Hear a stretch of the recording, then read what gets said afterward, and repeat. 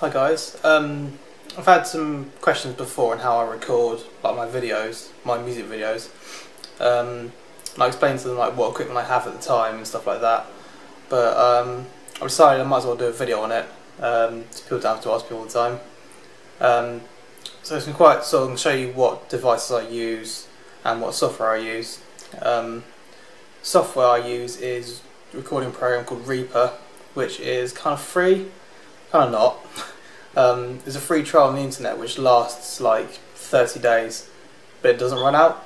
So you can sort of use it. Mine's like 1,000 already, so you can use that for as long as you want. And then the other things I use is a VST, which is a Virtual Studio Technology, I think it stands for, which is basically like simulated instruments like drums, piano, and orchestra stuff like that.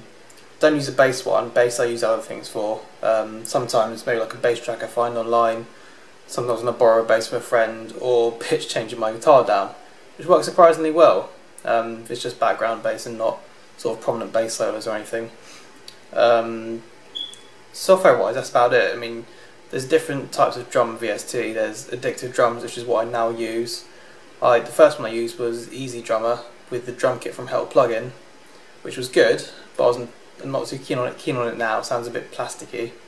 Then I used Superior Drummer 2, which was a lot better. And now I use Addictive Drums because I think there's more customization options. So that's the software I use, so I'll get on to in a minute. But the device I use, I'll show you what I used to use and what I use now. So this is a Line 6 Toneport GX. This is what I used to use. I bought it maybe 5 or 6 years ago for about £60. It's been pretty good. So we've got the input jack there. That's like the volume monitor. If we turn it around, there's USB and a headphone line out. Don't know what that is, just some air vent or something. That's what I used to use, and now I use this, which I got on eBay for about £80 a couple of months ago. It's a Line 6 PODxt. It's pretty good. It took me a while to get the tones I wanted from it, but it ended up being pretty decent now. The only thing this doesn't have, which that one does, is bass amp simulations. But that's because on the program, because on this all the amps are built in to the device, so you can sort of change the knobs on here when you want. You can use it like it's portable and everything, but it still runs like via USB, so you can still use it the same way as this one. But this one you have to use PodFarm, which has all the amp simulations on this computer program software. I mean, you can, as far as I know, you can't use this one with PodFarm. You have to use the older version, which is called Gearbox, which isn't great. It's what I used to use, which I thought it sounded good back then, but it's not actually that great. So that's what I use now, and then just USB into the back of my computer. So I'll now show you my recording software and how I do all that. Right, here we have Reaper. So what I'm going to do now is just show you on a new file how to import the drum track. So all you need to do is go to Insert, Virtual Instrument on New Track, and then you pick whichever drum thing you've got installed, which in my case is Addictive Drums. So I want to click on that and open that. Give it a few seconds. And here is when I think if you've got an electric drum kit, you can set it up so each pad is a different drum. So I'm not going to do that obviously, so I'm going to click No, which means we'll be on a single track here. And my computer's a bit slow, so give it a few seconds. Go in here. You've got to you can click on them in different sounds, but I'm not going to do that just in case it's a bit loud. So once you've got this, you now need to import the MIDI file. So what I need to do is open up Guitar Pro. This is how I do it. You might do it differently, but I use Guitar Pro to either make or just download off the internet a drum track or like a full guitar track that someone's done. And what you want to do is a MIDI file. So go to here, open a existing one. So I've got Hello Be Thy Name by Iron Maiden, which I'm going to open. And here you've got the vocals, 2 guitar tracks, bass track, drum kit, and tubular bells. So what I want is obviously the drum track. So to make it easier for me in Reaper, I'm going to solo this track here. Go to File, Export, MIDI, Give you a few seconds again. So I'm going to save it there as a MIDI file. I want to replace it because I've already got it. So now I'll go back into Reaper. I'll go to Insert, Media File. Give a few seconds again. And Hello Be Thy Name is the top one, so I want to select that. Open. To expand 6 tracks. And this I'll just click OK to each one. So here you've got all the MIDI tracks from the Guitar Profile. Because I've soloed one, the only one that comes up with actual content is the drum file. So I'm going to need to get rid of these. No, I'm getting rid of the content of the track, not the track itself. So delete those. I'll delete all of them. Deselect that one. I also want to move this up to the Addictive Drums one, and for the moment I'm going to get rid of these tracks. So now if I play this, I'll play it from here. Doesn't sound right. Doesn't sound as it should do in the song. So what we need to do now is go to the Addictive Drums track, go to Beats. This is assuming you're doing it from Guitar Pro. I don't know how it works from other software. But you need to go to Kit Beats here, Map Preset. You need to select GM. I'm not sure what GM means, but it's just what I was told to use. So now I'll go back into here and click play.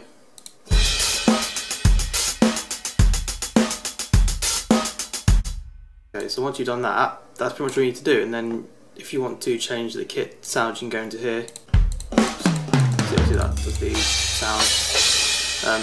You need to fiddle around with these, like making the change the EQ of the kit. You know, really bassy, things like that. That's all up to you. I'm not going to go through that now. You can look that up on the internet or fiddle around with it yourself.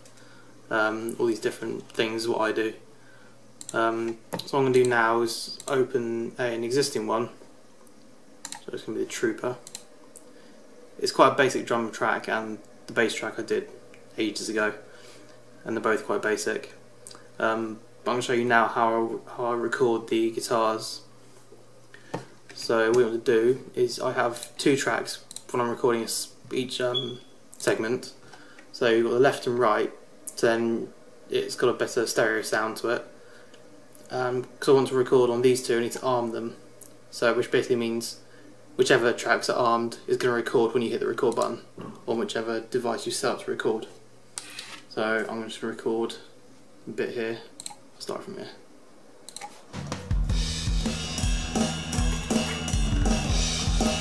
So I didn't have the sound set up. Let's try that again.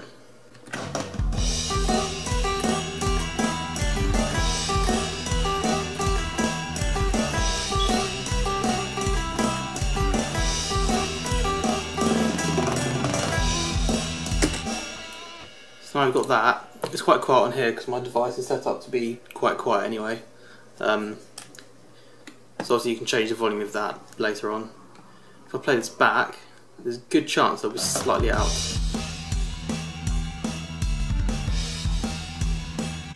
So what you have is like latency, which means there's like, because it records it in real time as you're playing it, it needs to compress it. Not compress it, but it needs to write it to the hard drive at the same time. So what you need to do, what I do, is I tend to sort of use this tool, and to do that you need to go right click, nudge set items, but I've already got it, or just press N, and then nudge it back until when these line up with the drum track. And because the sound starts there, I'm going to assume it's roughly about here. Obviously that's a bit too far, so I'm going to go back to about here.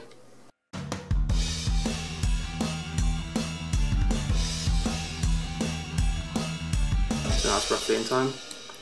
What I'm going to do now, because those 2 are already recorded, I'm going to unarm those and arm these 2, which is now going to record the other guitars, the other harmony.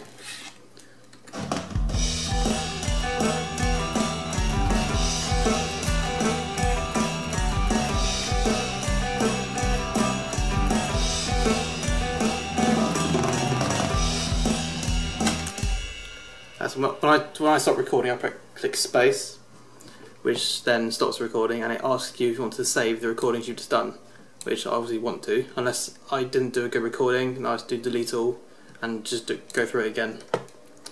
So now again these will be out of time, so I'm going to nudge them back a bit. you can change the increments, it does it by a bunch. I just set it as that and then just keep clicking it. Let's try that.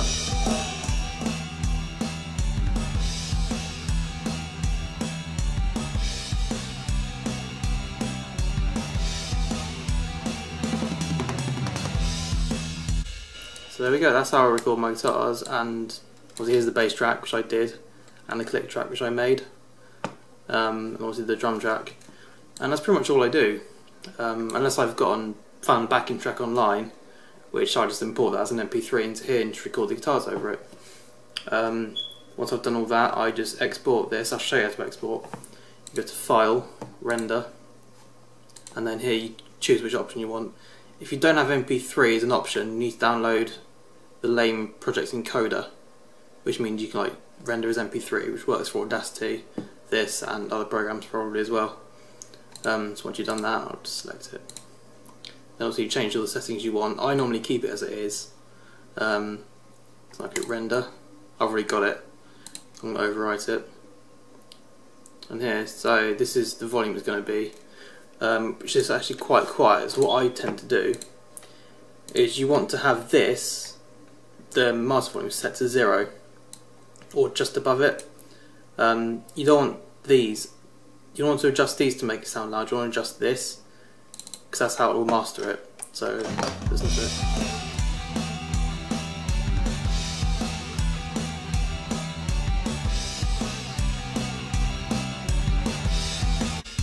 So you don't want it to clip, but you don't want it too quiet, otherwise it will be mismatched with other MP3 file sound volumes. Once I do that, I just import the MP3 into Sony Vegas with my videos, just sync it all up and then upload it to YouTube, and that's pretty much all I do. That's what I do now anyway. Obviously stuff's changed, like I used to use Audacity with some really bad, sort of basically just exporting the drum track as a MIDI file on from Guitar Pro and exporting it online, which sounded terrible. But now I've got this software, it's a hell of a lot better. Using the Toneport GX, the only difference is you have pod farm running in the background, and then you still use that device and it will just record it. Whereas the PODxt just goes straight in and records off that. Along with the drum track on here, you can get a VST program of pod farm on there, but with my device that's not supported. But with there's a black version of that, which is but they're both good devices. I mean, if you want to just start recording some basic things, like you don't have much background, the Toneport GX is great. Like, I've used it for quite a few years. It's pretty cheap. I got it for like £60 and it worked pretty well. But I wanted to upgrade to PODxt, which I only got for £80 on eBay, so it wasn't bad. But that's pretty much what I do. Like the video, leave me a comment if you want to, if you've got any questions, or send me a private message, and subscribe, and I'll hopefully see you in my next video.